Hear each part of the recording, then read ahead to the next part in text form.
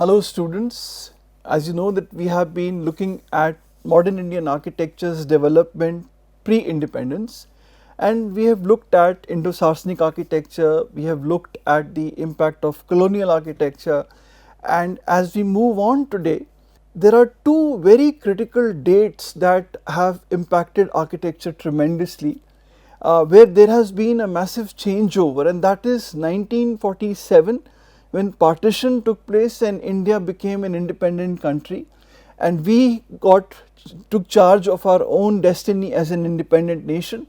And then in 1991, when liberalization took place in India, and then also a tremendous impact was felt and global architecture stepped into India in a big way. So keeping this in mind, today we will look at the first one, 1947, and the crossover from pre-independence to independence. So we will be looking at a patch from somewhere around 1920 to 1950, and maybe we will try to cover this in two sessions. So going back to what I was talking last time, Delhi became the new capital of British India at the coronation of King George V at the Coronation Darbar in 1911, and capital shifted to Delhi from Kolkata. And the architecture of New Delhi, the design was entrusted to Edwin Lutyens and Herbert Baker, who avoided the Indo-Saracenic amalgamation that had been going on with the works of Swinton, Jacob, etc., and they opted for a neoclassical architecture with select traditional Indian elements which were merged with those buildings. So I showed you this slide last time, the difference between addition and amalgamation. As you can see, this Rashtrapati Bhavan, clearly you can see this is a neoclassical building, the columns are also neoclassical order, and then above you find the Buddhist Sanchi Stupa as the dome of the Rashtrapati Bhavan, but this is also in the form of the Pancharatna, because there are these chhatris which are homogenized with the dome at the top. Now when we look at the Umaid Bhavan Palace, which is in Indo-Saracenic architecture, you find that this is an amalgamation. That means every part of the building has been fused with the texture of Indo-Saracenic architecture, traditional Indian elements even in the columns, the domes, the chhatris, etc. But the overall planning is Western, as it is in the Rashtrapati Bhavan, or I can even say that the overall planning of the Umaid Bhavan Palace is neoclassical, and the appearance of the building in its facade is traditional Indian elements amalgamated into it. But there has been some criticism of Swinton Jacob's work of Indo-Saracenic architecture, and that is that he concentrated only on the facade of the building, whereas the heart of the building, the plan of the building was not impacted, which to a certain extent is really true. Now when we look again at colonial architecture, I told you that this is a coming together, addition of neoclassical with traditional Indian elements, in this case the Sanchi Stupa, and thus we get colonial architecture. Now besides and then we had looked at the works of Swinton Jacob and Herbert Baker in the Secretariat buildings, the Parliament building, the development of Connaught Place, the overall layout of New Delhi that was proposed by Edwin Lutyens, and the coming in of the Lutyens bungalow zone. All those aspects we looked at last time. Now there were three more architects, I believe there were more, but three prominent ones who also played a role along with these two in building up New Delhi, and they were called residential assistants because they were assisting Lutyens and Baker. So three that we have in front of us is Henry Mead, we have Walter George or Walter Sykes George, and we have A.G. Shoesmith. Now they did modest works in comparison to the monumental works of Lutyens and Baker, but they were important individual works. There were college buildings, there were travelers hostels, multi-unit housing, church buildings, etc. And so on one hand was the monumental architecture of New Delhi by Lutyens and Baker, and on the other hand were these standardizing building types given by these residential assistants for assembly, for work and dwelling. And they developed their own architectural vocabulary for this. there was a very clear shift from the strong neoclassical content of Lutyens and Baker to a more modernist touch. We look at that today, and use of exposed bricks, even exposed stone and concrete was there in their works. So there is a clear cut division between what would be called as the inverted commas capital complex of Delhi, that is the Resina Hill, Rashtrapati Bhavan and Secretariat buildings all the way to India Gate, and the general architectural body of work around it by people like the three residential assistants. So if we take one example of St. Martin's Garrison Church by A.G. Shoesmith in Delhi from 1928 to 30, it was amongst the most remarkable church buildings of the 20th century because it was monumental and it's a solid brick composition. When we look at the building, there can be some looking back to the works of Dudok in Europe. You can look it up. The kind of massing is a reflection of his work, but this particular church is also considered to be an amalgam of a Norman church building and a Hindu temple. The overall form of the building, the way it has been put together, is an amalgam of the two. But what you really find is that in this building there is no ornamentation, it is completely unadorned, the surface is completely plain, and it is just defined by a very rich brick composition which is also exposed and not covered up. The material is seen as it is. The other example, which was a contribution of Walter Sykes George, is the St. Stephen's College in New Delhi, and this was in 1941, just very close to our independence, and it became a stylistic model for numerous other such brick built educational buildings in the North Campus of Delhi University, in the University Enclave of North Delhi, which is having central towers. You can see this in the St. Stephen's, this is a central tower, and there are these long arcades. So you see the same thing in the SRCC and in this college. And other colleges also had exposed brick and similar profiles. For example, the Hindu college is also another example. Now coming back to Stephen's itself, it had 4 open courts in the Oxbridge fashion. Now what is the Oxbridge fashion? Oxbridge fashion basically refers to the plan of the Oxford University and that of the Cambridge University. So both the plans were, the plan of Stephen's was close conceptually to the plans of Oxford and Cambridge. So this is Cambridge, this is Oxford. As you can see, there are these courts here, and then there are the built forms around it, and this also has 4 courts, 2 big ones and 2 small ones. This is where we enter the college. So what you see here in this image, this is where we enter the college, and now the classrooms themselves are north lit. The main facade is facing south, the classrooms are facing north, and that is a very important thing that Walter George does by bringing in diffuse light for studying into the classroom. The building itself is 2 to 3 stories high, except for these corner chhatris that you see here and the central tower here. So chhatris are in play because Walter George was deeply influenced by Lutyens, and he did bring in these chhatris from Lutyens' work. But what is important to see here is the building itself is modernist in its derivation. Now I am not saying it is modernist as the work being done in Europe at the time by Corbusier, Walter Gropius, Mies van der Rohe, etc., because that was on a different level altogether in terms of functionalism and other things that they were doing. Now there are several reasons why Walter George could not do it that way. He himself states one of the very important reasons is location. The materials available here and the climatic conditions of India did not allow for extensive use of glass.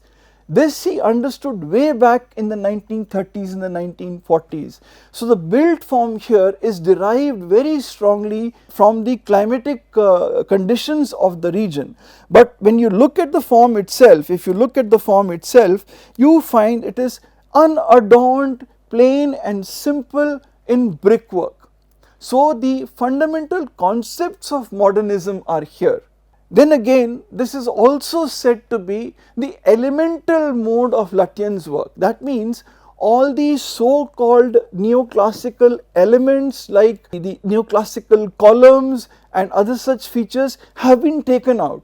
The principle of neoclassicism remains that it has a strong symmetry, it has a fine balance, so that continues in this building along with the modernist concept. Therefore, we can say that by putting together Lutyens' classical or neoclassical model along with modernism, Walter Sykes George came up with what I have termed, or rather which others have also closely related as classical modernism. Now, this is a modernism. For example, when you look at this house designed by him called the Kashmir House, this is the Kashmir House, and this is the rear of the house, you find this is exposed brick, fine exposed brick, totally unadorned. There are no brackets, there are no cornices, etc. And these columns that he has given are very simple. They are not your classical order columns as you would find, for example, in the Rashtrapati Bhavan, and many other features you would find. When you look at the front of the Kashmir House, you find he has even provided a cantilever in RCC, because RCC had started fascinating him at the time, and he used that in the Kashmir House. The overall facade again is simple and unadorned and bland as it would be in a modernist building, but he does pay due diligence to Lutyens by providing these chhatris. Also, he doesn't go in for large fenestrations, rather he goes in for thick brick walls. That is a climatic response. The fundamental reason, the fundamental principles that he was gathering from modernism is more in terms of the concept that what rationally works for Indian conditions. That is why he adapted his architecture to Indian climate vis-a-vis materials, orientation, air circulation and cooling, and he used exposed bricks, which was the aesthetic that he brought in, and the need for a climate responsive architecture. So this is again a merger of the modernism or international style, for example in the Villa Stein by Corbusier in Europe, and also the neoclassical form of the Rashtrapati Bhavan by Lutyens, merges it, for example, in the Kashmir House.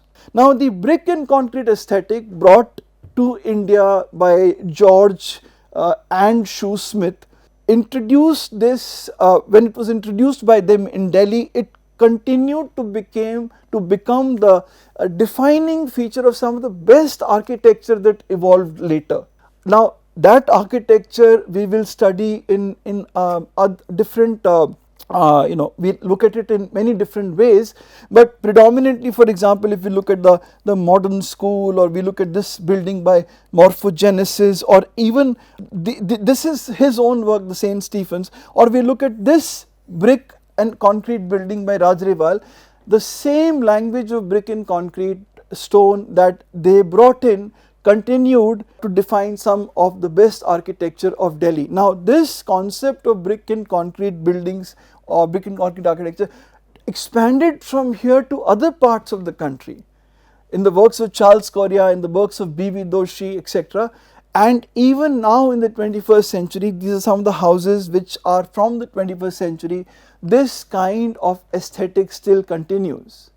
Now, were they the only ones to define a brick and concrete aesthetic in India? No, not the only ones, because Louis Kahn also defined it by using extensive brickwork in IM Ahmedabad. So but this seems to me to be one of the dominating influences on this brick and concrete architecture appearing in modern Indian architecture.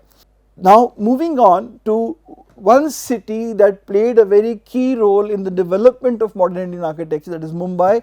At that time, at the time of independence, there were around 300 architects in India, and most of them were concentrated in Mumbai. Now, one of the most iconic developments that took place during that time was that of the Marine Drive, which was an incredible promenade, and Art Deco buildings began to be built there from 1930 to 40s, and Claude Batley, who was both the principal of JJ School of Architecture, which had been set up during that time, and a firm that he was running. So Claude Batley played a very important role in the formative years of modern architecture just before and after independence. So this was a new phase of architectural style in the subcontinent. There was a shift from Bombay's image of a Victorian city to an international modern city. And talking about modernism in India, Bombay, which we now call Mumbai, became the melting pot of modernism, and cities like Karachi and Kolkata followed because they were part of the British Raj at the time. Now, there was also the impact of changing demographics that we feel in a massive way in Mumbai, because Bombay's expanding port commerce in the 1930s resulted in the growth of an educated middle class population coming and settling down in Mumbai. Also, increasing number of people were migrating to Bombay in search of job opportunities. This image shows how Bombay has changed.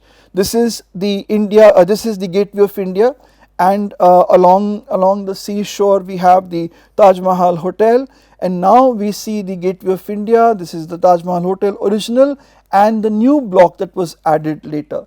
So how Bombay has grown. And one of the very important things that happened in Mumbai or Bombay was land reclamation, collecting this whole land and making it into one landmass, because there was a pressing need for new developments which were fulfilled through the land reclamation schemes, and the construction of public and residential buildings was made possible because of this. Now, one of the important things that happened as a style in Mumbai at the time was Art Deco.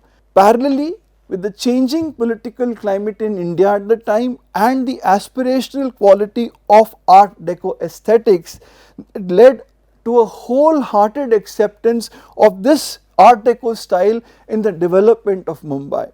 Now, what is Art Deco? Art Deco is a machine age imagery that is having rich colors. It's got these bold geometric shapes, as you can see here in the Chrysler building, and it has got lavish ornamentation, as you see in this building. It emerged between World War I and World War II, when rapid industrialization was transforming culture, and lot of industrial products like cars and machines, etc., were defining the new aesthetic of the society. And as a result of that, architects were also deeply influenced by that, and they wanted to bring that kind of machine aesthetic into their buildings. This kind of style in architecture flourished from 1920s to 40s before its popularity decreased after World War II. So let's, one example like car deco. Cars influenced by the Art Deco style, the use of color and flamboyant lines, bold geometric shapes, curves, etc. coming in, or even in daily products, whether it was the staircase landing or a clock or a sofa or a lamp or a lampshade, all of them having product deco or Art Deco in products. And then we have Art Deco in buildings in Mumbai. So the notable architectural style of Mumbai architecture, which was primarily for office buildings, residences, movie theatres, during a period when India was still a part of the British Empire. Now, maximum number of Art Deco buildings are in Mumbai today after Miami. And most of these buildings from this period have spread throughout the city neighborhoods. Find them in Churchgate, in Colaba, Fort, Dadar and Bandra, etc. Now, IIA, Indian Institute of Architects, was founded in Mumbai in 1929, and they played a prominent role in propagating the Art Deco movement. in November 1937, IIA organized an ideal home exhibition in which spanned around 12 days, and about 100,000 people, 1 lakh people came to see the exhibition, which is why it was marked as a success in the journal of IIA. So you can see in these pictures the layout of a living room or a dining room, or the picture behind that of a bedroom is all in the Art Deco style. And not only the space itself, but also it was focused on various elements of the home: furniture, elements of interior decoration, radios and refrigerators, because all of them were being produced with the Art Deco style in mind. So Indian architects were fascinated by the industrial modernity that Art Deco offered. Now the impact, with rounded corners and streamlined designs that we find in Art Deco buildings, was influenced by the design of airplanes, ships, trains, automobiles in early 20th century. Because though these trains had already become came into existence since the Industrial Revolution, but the others, like and ships were also there, but advancement in their technology as well as the coming in of airplanes and automobiles added to the fascination with machines in society all over the world. This made these buildings designed keeping these machine aesthetic in mind.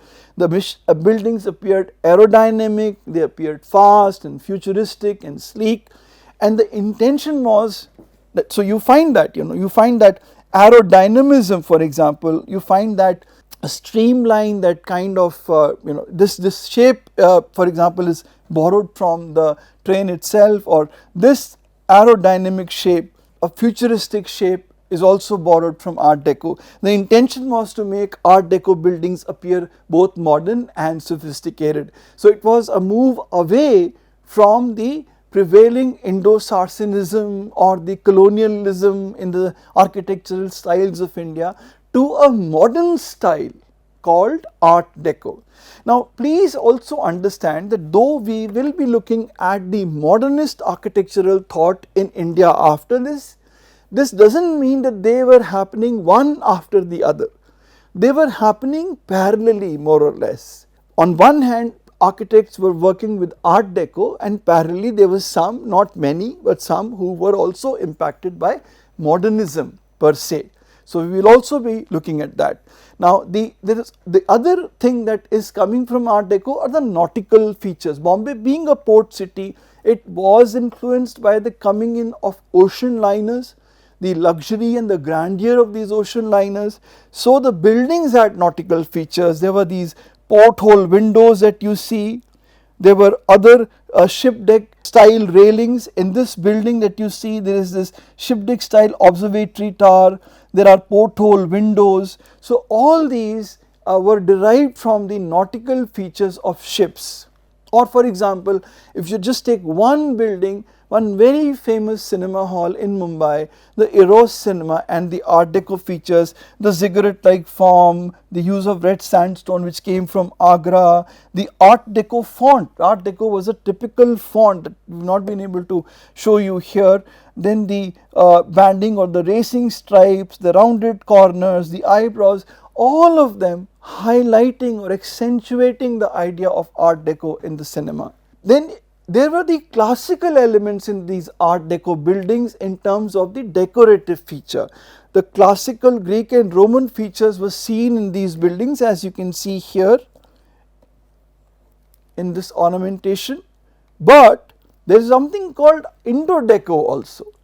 Indian architects, while working with Art Deco, brought in their own Indian specimens of artwork as a part of the Art Deco building, and also integrated themes of traditional Indian mythology into design, where there were depictions of Indian farmers, Hindu gods and goddesses, and figures from Indian mythology, which was made a part of the facade relief. Indo Deco continued, for example, in the Kirti Mandir in Vadodara, where there were murals in this building by Nandlal Bose. The only thing is the building itself is in Indo-Saracenic style, but the murals that you see that he made here are a part of Indo Deco. Similarly, the Akashvani Bhavan, but Akashvani Bhavan was somewhat different, done by Bellardi, Thompson and Matthews. It was a blend of Art Deco, Modernism and traditional Indian elements, jalis for example, and the columns being of I believe taken from traditional Indian architecture. So the column element was there. So this is a part of Indo Deco. Now the modernist architectural thought globally, of course there is so much more for me to say about it, but if I just put it together, what was at play in Europe, in the US and India. In Europe, three things were predominant. That was neoclassicism, as you see here in this building. There was Art Deco that you see here in this building, and then there was modernism, international style, minimalism, Bauhaus functionalism, all under the umbrella of modernism, as you see here in Villa Stein by Le Corbusier. In the US, it was the works of F.L. Wright, as you see here in the Roby House, or you see here in this building in Philadelphia, a tall glass and steel building which is the European modernism appearing in America. It would become even stronger when people like Walter Gropius and Mies van der Rohe would shift to America, settle down there, start teaching there, and then modern architecture or modernism would take deep roots in America. Then in India, it was neoclassicism or some modified version of neoclassicism that you see here in the Kashmir House. I told you, it is what, for want of a better word, I use the word classical modernism, unadorned surfaces borrowed from modernism, but still paying obeisance to Lutyens by having the chhatris. So that, and then there is this Art Deco that you find here in Eros Cinema in Mumbai. So in a nutshell, this was what was going on simultaneously across the world, right? Of course, we have missed quite a few things because we have not talked about the arts and crafts, we have not talked about Art Nouveau and its continuing impact all the way up to 1910 and a little further, because movements just don't come to an end at just one given point. But this is the general picture of what was happening. So when we look at international modernism, which is, I believe, the most revolutionary development in modern architecture in the 20th century, and I believe that this is the single most radical transformation of architecture ever. I'm not trying to go back into history and say that others were not, but for us who are living in these times, what these people did was tremendously revolutionary. So international modernism in the 1920s and 30s were the formative decades of this modern architecture. Henry Russell Hitchcock and Philip Johnson in 1932 hosted an exhibition of modern architecture, and it is in this exhibition they coined the term international style based on the kind of work being done by several architects, all under the same umbrella, all following a kind of a simple aesthetic, unadorned surfaces, plain geometry, volume more important than mass. Whether it was Villa Savoy by Le Corbusier, whether it was the functional organization of Bauhaus by Walter Gropius, whether it was the Barcelona Pavilion here by Mies van der Rohe, or the Crown Hall in glass and steel by Mies van der Rohe, the emphasis was on architectural style, on form and aesthetics. More than that, the characteristics was that architecture is to be considered as volume. Thin planes or surfaces now created the building form, because the building form was being supported by an independent structural frame either in RCC or in steel. In RCC it happened for example with the coming in of the domino system, where Le Corbusier and engineer Max Dubois developed the domino system, a simple structure of slabs and columns and RCC staircase, which became the model that was adopted globally, where the walls are independent of the structural system and the outer walls are non-load bearing partition walls. So here we see that these surfaces became thin as opposed to solid mass. The forms were rectilinear, the light plain surfaces that were there on the outside were without applied ornamentation, they were unadorned, the interiors were free flowing, and there was a use of glass and steel and RCC. So you see that here in the Tugendhat house, you see that within the free plan movement in the Villa Genre, I believe, by Corbusier, and the tall glass and steel buildings coming up in America. This was the dominant 20th century movement, with even simple buildings like residential and institutional and commercial buildings, all, and even religious buildings, all following this model. Now, when we look at international modernism's appearance in India, we can, for example, go back and look at the Shodhan house, not by Corbusier but by Atmaram Gajjar. Atmaram Gajjar's Shodhan house in 1939, which is this one, has been demolished, doesn't exist, but John Lang gives us a picture of this, and this house was a very example of a very simple modernism, as you can see in this, the kind of very simple massing. Similarly, in the Marble Arc apartments by G.B. Matre in Mumbai in 1950 to 55, we find again the example of simple modernism, a simple block of apartment block, a multi-storied housing, which is in a modernist style. Of course, by the time 1950, 1955, we will also see parallelly the works of Habib Rahman and others coming in and working around that time or a little while later. So that we will look at in subsequent presentations. So I will stop here for today. With this, that we have covered colonial style, we have covered the work of the residential assistants and how they shifted away somewhat from the strong and rigid neoclassicism that was prevalent with Lutyens and Herbert Baker to something which was an addition of modernism, that there was a very definite desire to make the building climatically responsive and unadorned, unornamented surfaces. We see that in the work of Shoesmith and Walter Sykes George. And then we find the Art Deco in Mumbai and the coming in of the modernist architectural thought in India. We have just looked at these two final examples.